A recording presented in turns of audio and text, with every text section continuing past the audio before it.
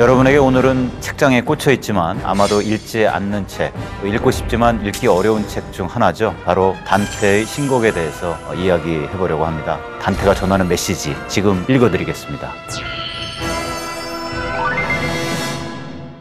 네, 안녕하세요. 부산외국어대학교 이탈리아어과의 박상진 교수입니다. 사실 신곡은 사는 책이지 읽는 책이 아니죠. 어렵거든요. 하지만 그 딱딱한 책을 단테와 함께 길을 떠나면서 단테의 고뇌와 기쁨을 공감하면서 그러다 보면은 그 어려운 신곡을 읽는 책으로 만들 수 있겠죠.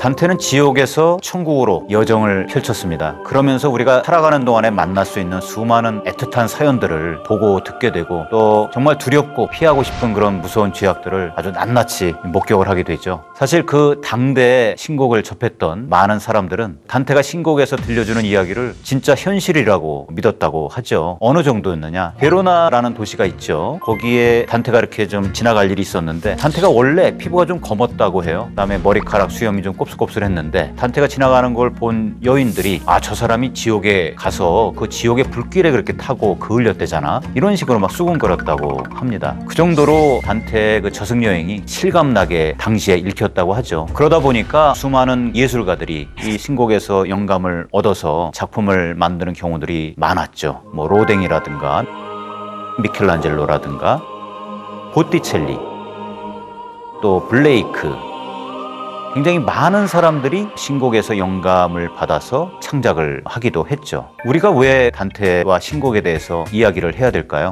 먼저 단테가 살았던 그 시대와 장소, 이것을 살펴봐야 할 것 같아요. 단테의 시대는 중세에서 근대로 넘어가는 과도기였죠. 중세는 쉽게 얘기한다면 신의 시대였고 근대는 인간의 시대, 이렇게 요약할 수가 있죠. 단테는 중세와 근대를 잇는 징검다리의 역할을 했다고 평가를 받죠. 단테는 피렌체에서 1265년에 태어났습니다. 거기서 자랐고 교육을 받았고 활동도 했죠. 단테가 피렌체에서 살던 동안에 가장 중요한 일이라면 두 가지를 꼽을 수가 있습니다. 하나는 문학 청년으로서의 삶을 살았다는 것이고 또 하나는 정치가로서의 삶을 살았다는 것. 이 문학 청년으로서의 삶을 살았을 때에는 베아트리체라는 여자가 있었어요. 베아트리체라는 여자는 단테에게 문학적 영감을 주는 그러한 존재였고 첫사랑이었고 단테의 글 어디서나 베아트리체라는 이름이 등장을 합니다.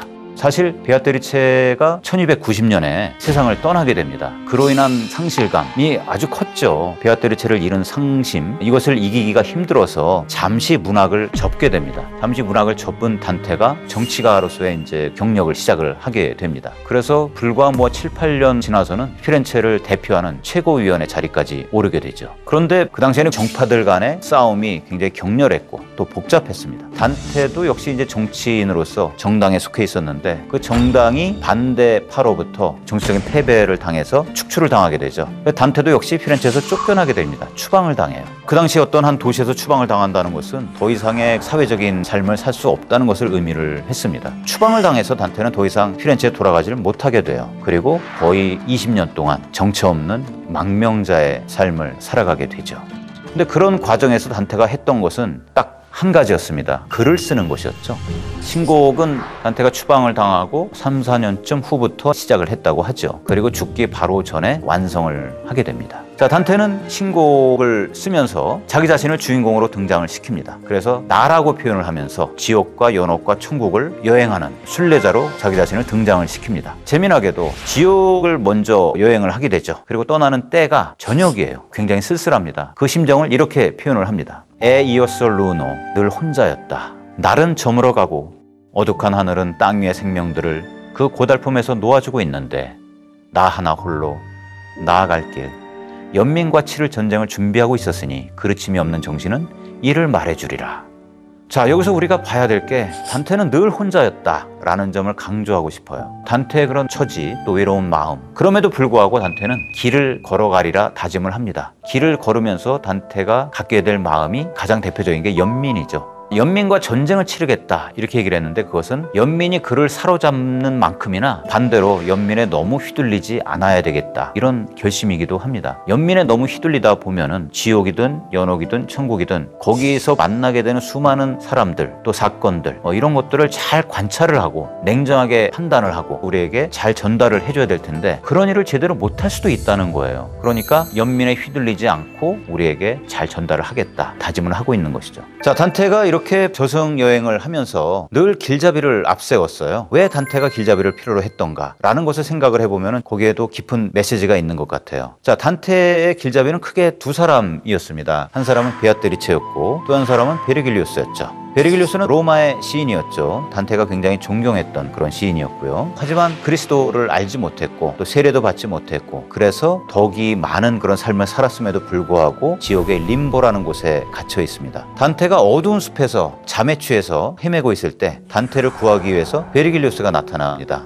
그런데 이 베르길리우스가 단테에게 이 어두운 숲에서 벗어나기 위해서는 너는 지옥과 연옥을 먼저 방문을 해야 된다. 그리고 나서 천국으로 올라갈 수가 있다. 이렇게 이야기를 합니다. 천국에 올라간다. 그러기 위해서는 즉 죄, 고통 이런 것을 우리가 알아야지 우리가 선해질 수 있고 또 행복을 누릴 수 있다는 거예요. 사실 지옥은 우리 지하에 묻혀있는 그런 지하 세계이고, 연옥은 우리 지상에 산처럼 솟아있는 세상이죠. 그래서 이 지옥의 특징은 영원한 고통이에요. 그러니까 죄를 씻을 수 없는 사람들이 지옥에 떨어져서 영원한 고통에 시달리게 되는 거죠. 반면에 연옥은 죄를 씻는 곳이에요. 그리고 천국은 지구로부터 분리되어 있습니다. 자, 베르길리우스가 단테를 데리고 이제 지옥과 연옥으로 떠나려고 하는데 단테가 굉장히 망설이게 돼요. 왜냐하면 지금 단테가 여행하려고 하는 그곳은 사실 죽은 자들의 세계입니다. 그런데 단테는 지금 살아있는 몸을 하고 여행을 해야 되는 거죠. 자기가 사도 바울도 아니고 아이네아스도 아니다. 이 두 사람은 살아있는 몸으로 저승을 여행했던 사람들이에요. 그래서 나는 아이네아스도 아니고 바울도 아닌데 내가 어떻게 감히 이런 여행을 할 수가 있겠습니까? 하니까 베르길리우스가 하는 말이, 이것은 너 혼자만의 그런 일이 아니다.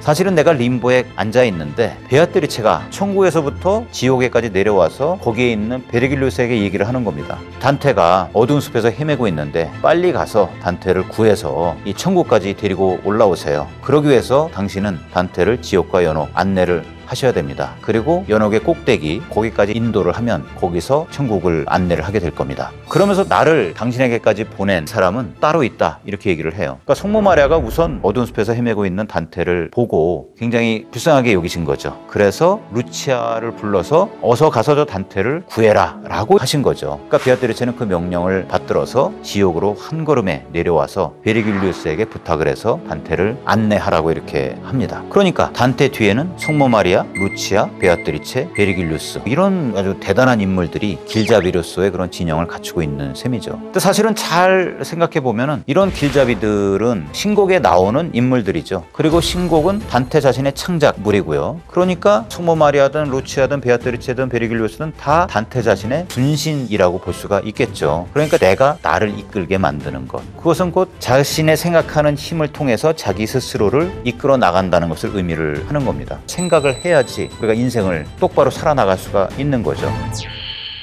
단테가 연옥에 도착을 했을 때 해가 떠오릅니다. 그 해를 받아서 단테가 그림자를 이렇게 드리워요. 그래서 연옥의 영혼들이 그 그림자가 생기는 것을 보고 너무 깜짝 놀라가지고 당신은 살아있군요, 이렇게 놀랍니다. 사실 연옥의 영혼들은 육체가 없기 때문에 그림자가 안 생겨요. 거기서 단테가 어떤 깨달음을 얻죠. 햇빛이라는 것은 하느님의 은총인데 그 은총을 받으면서 동시에 그 은총의 빛을 그림자로, 어둠으로 만들 수 있는 그런 존재라는 거예요. 인간은 세상이 하느님의 섭리로만 이루어져 있다고 한다면 아무런 걱정이 없겠죠. 하지만 하느님은 우리 인간에게 의지라는 선물을 또한 주셨죠. 그 의지는 어느 때는 섭리도 능가해요. 그러니까 그 정도로 인간의 의지가 강하다는 거죠.